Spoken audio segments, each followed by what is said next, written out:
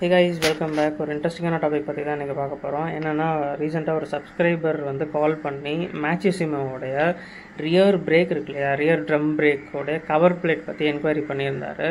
And ஒரு விஷயம் இங்கே ஒரு கிளாரிஃபிகேஷன் கொடுத்துட்றேன். மேட்சிசிமோ வந்து இன்ஜின் பார்ட்ஸ் மட்டும்தான் வந்து டிஃப்ரெண்ட்டாக இருக்கும். மற்றபடி பைக்ஸில் இருக்கிற மற்ற காம்பனன்ட்ஸ் எல்லாமே same. Cost iron, Thunderbird and நிறைய பார்ட்ஸ் வந்து ஷேர் தான் ஆகும். ஸோ அந்த வகையில் இந்த கவர் பிளேட் இருக்கு இல்லையா, இந்த கவர் பிளேட்டும் பார்த்தீங்கன்னா ஓல்டு மாடலுக்கும் லேட்டஸ்ட்டுக்குமே இது வந்து ஃபீஸ் ஆகும். அண்ட் இந்த லேட்டஸ்ட் மாடலை ஏன் நம்ம வந்து ஓல்டு மாடலுக்கு யூஸ் பண்ணணும் அப்படின்றதையும் இந்த வீடியோவில் சொல்லிடலாம். அண்ட் இந்த பார்ட் பார்த்தீங்கன்னா அவர் வந்து ஹீட் ட்ரீட்மெண்ட் பண்ணி ரிமூவ் பண்ணிட்டார்.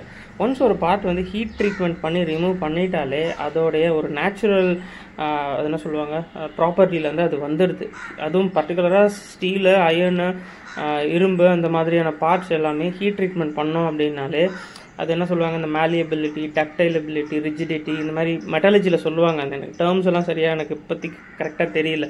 அதோடைய உறுதியான தன்மை வந்து போயிடும். இன்னொன்று, நிறைய மெக்கானிக் ஷாப்ஸில் நான் பார்த்துருக்கேன். இந்த நம்ம ஓல்டு மாடலோடைய பிளேட் இருக்கு இல்லையா, இது வந்து ரொம்ப தின்னாக இருக்கும். இது இப்போ கிளாசிக்கு அண்ட் எலக்ட்ரா அந்த மாதிரியான பிளேட், இது இஎஃப்ஐ, இப்போ லேட்டஸ்ட் இஎஃப்ஐயோட பிளேட்டு, இது எவ்வளோ திக்காக இருக்குன்னு பாருங்கள். பர்டிகுலராக இந்த சீம் இருக்கிற ஏரியா பாருங்கள்.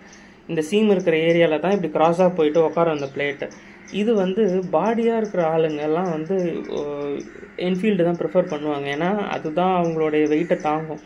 ஆனால் அந்த க்ரைட்டீரியாவில் இருக்கும்போதே பிரேக் அடிக்கும்போது என்ன ஆகும்னா ஒரு குறிப்பிட்ட நாளுக்கு அப்புறம் அந்த பிளேட் வந்து நெளிஞ்சு போகிறத நான் பார்த்துருக்கேன்.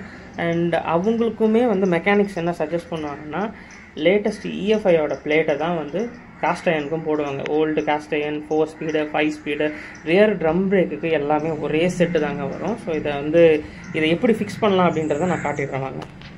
இந்த பார்ட்டில் வந்து 2 டைப் ஆஃப் அசம்பிளி இருக்குது. ஒன்று ஹோல் செட்டாகவே வந்துடும். அந்த ஹோல் செட்டாக வர அசம்பிளியில் என்னென்னா, இந்த கேம் பிரேக் ஷூ, அந்த ரியர் பிரேக்கோடைய ஆர்ம் வந்துடும், ஸ்ப்ரிங் செட்டு எல்லாமே வந்துடும். ஸோ அதோட எம்ஆர்பியும் சரி, இதோட எம்ஆர்பியும் நான் வந்து ஷோ பண்ணுறேன். பிரேக் அசம்பிளியோடு மாற்றணும்னு நினைக்கிறவங்க அந்த இதை ப்ரிஃபர் பண்ணுங்கள். எனக்கு பிளேட்டு மட்டும் மாற்றினா போதும்னு நினைக்கிறவங்க இதை ப்ரிஃபர் பண்ணுங்கள். ஒன்றும் கிடையாது. எக்ஸிஸ்டிங்காக இருக்கிற ரியர் பிரேக் பிளேட் அசம்பிளியில் இருக்கிற கேம், பிரேக் ஷூ, ஸ்ப்ரிங் எல்லாத்தையுமே எடுத்து இதில் ஃபிக்ஸ் பண்ணிடுறது தான் கரெக்டாக. அந்த பிரேக் கேமை வந்து அந்த இடத்த ஃபிக்ஸ் பண்ணிவிட்டு எல்லாத்தையும் செட்டப் பண்ணிவிட்டு போட்டிங்கன்னா ஆஸ் யூஷுவல் எந்த ஒரு மாடிஃபிகேஷனும் தேவையில்லை. அதில் இருக்கிற எக்ஸ்ட்ராவாக இருக்கிற ஒரு புஷ்ஷை மட்டும் எடுத்துகிட்டு இதை அப்படியே டைரெக்டாக ஃபிட் பண்ணுற மாதிரி இருக்கும். ஃபிட்டிங் ரொம்ப பக்காவாக இருக்கும். உங்களுக்கு வந்து அது எங்கேயாச்சும் வளைய போகுது, நெளிய போகுது அப்படின்ற ஒரு பயமும் இருக்காது. ரொம்ப ஸ்ட்ராங்கான ஒரு ரிஜிடான ஒரு பிளேட்டு தான். அதுக்கும் இதுக்குமே வெயிட் நிறைய டிஃப்ரென்ஸ் தெரியுது. அண்டு நிறைய பேர் வந்து இந்த பிளேட் கிடைக்கலன்னு சொல்கிறீங்க, அவங்களுமே இந்த ஆல்டர்னேட்டிவை யூஸ் பண்ணிக்கலாம். ஸோ இது எப்படி அங்கே ஃபீஸ் ஆகுது அப்படின்றத எடுத்துகிட்டு போயிட்டு நேரில் காட்டுறவாங்க. இப்போ பார்க்குறீங்களா, இதுதான் பார்த்தீங்கன்னா ஓல்டு மாடலோடைய செட்டப்பு. ஓல்டு மாடலோடைய செட்டப்பில் இந்த பிளேட்டோட திக்னஸ் எவ்வளோ இருக்குது அப்படின்றத நீங்களே பாருங்கள், தெரியுதா? ஸோ ஆஸ் இட் இஸ் இந்த பொசிஷன் தான் இங்கே இருக்குது. அண்ட் இந்த இடம் டோட்டலே இதுதான் இங்கே இருக்கிற stud. So as it is இப்படி தான் ஃபிக்ஸ் ஆகும். உங்களுக்கு இதோடைய திக்னஸ் என்ன இருக்குது அப்படின்றத நீங்களே பார்ப்பீங்க. அண்ட் இந்த இடத்துல ஒரு புஷ் ஒன்று வரும் உள்ள. ஸோ இதுக்கு உள்ளே இருக்கும். அதை அப்படியே எடுத்துகிட்டு டைரெக்டாக அப்படி ஃபிட் பண்ண வேண்டியதான். ஃபிட்டிங் பக்காவாக இருக்கும். இந்த அசம்பிளி, இந்த ஆர்மு, இந்த ஸ்ப்ரிங்கு, அப்புறம் உள்ளே இருக்கிற இந்த இடத்துல கேம் வரும். இதுக்கு உள்ளே கேம் இருக்கும். அந்த கேம் அண்ட் இந்த பிரேக் செட்டப் வந்து அப்படியே இதில் ஸ்வாப் பண்ணிவிட்டு டைரெக்டாக எடுத்து நீங்கள் ஃபிட் பண்ணிக்கலாம். நிறைய பேருக்கு இந்த பிரேக் எப்படி பிரதர் நெளியும் அப்படின்னு சொல்லிட்டு ஒரு டவுட் இருக்கும். இந்த பைக்கோடைய பிரேக் பிடிக்கும்போது இந்த மொத்த இடமுமே டென்ஷன் ஏற்படும். அந்த டென்ஷனில் இந்த பிளேட் இருக்கு இல்லையா, ரொம்ப தின்னான பிளேட்டு, நம்ம ஓல்டு மாடலில் ரொம்ப தின்னாக இருக்கும். இது என்ன ஆகிடும், இந்த இடம் இருக்கு இல்லையா, இந்த இடம் அப்படியே ஒரு மாதிரி நெளிஞ்சு உள்பக்கமாக போயிடும். ஸோ அப்போ வீல் டைட் ஆகிடும். வீல் டைட்டாக ஆச்சுன்னா பிரேக் பிடிக்காது.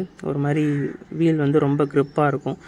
ஸோ அதுக்கு தான் வந்து சப்போஸ் யாராச்சும் ஓவர் வெயிட்டாக இருக்கிறாங்க, இல்லை வந்து 80+ இருக்கீங்க அப்படின்னா, 80+ kgs இருக்கீங்கன்னா, ராயல் என்ஃபீல்டு யூஸ் பண்ணுறீங்க அப்படின்னா ரியர் ட்ரம்முக்கு இதை சூஸ் பண்ணிக்கோங்க. அப்படியே இந்த ஸ்பேரை நம்மளுடைய சப்ஸ்கிரைபருக்கு கொரியர் போட்டு விட வேண்டியது தான். So that's it guys. இந்த இன்ஃபர்மேஷன் யூஸ்ஃபுல்லாக இருந்துச்சு அப்படின்னா வீடியோக்கு ஒரு லைக்கை தட்டி விடுங்க. அண்ட் சேனலை சப்ஸ்கிரைப் பண்ணிவிட்டு இந்த மாதிரி இன்ஃபர்மேட்டிவான கண்டென்ட்ஸை உங்களுடைய ராயல் என்ஃபீல்டு வச்சுருக்க ஃப்ரெண்ட்ஸுக்கு ஷேர் பண்ணிவிடுங்க. So that's it guys. See you in another interesting video. Until then, it's bye from Rahul. Tata bye bye. Take care. Cheers. அம்மா மஞ்ச மாரியம்மா, எல்லாம் உன்னுடைய கடாச்சம்மா, உன்னுடைய கடாச்சம்.